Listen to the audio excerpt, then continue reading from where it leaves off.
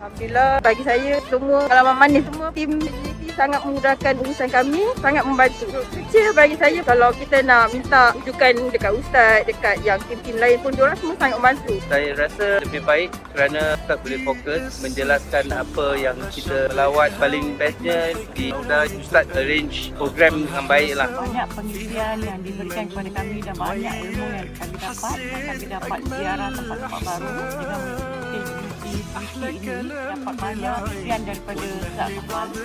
Jadi kita senang berurusan kami sentiasa bersama. Kalau Ustaz Akmal buat apa-apa program, kami akan sama-sama mengikuti Ustaz Akmal. Alhamdulillah, tidak menyesal lah dari hari pertama. Banyak ilmu yang saya tidak tahu. Dari mula saya datang ke JDT, mereka mengambil prihatin dengan persatuan para jemaah. Anda tak perlu bang pasal apa, muslim dan pegawai JDT ini begitu arif tentang kerja mereka.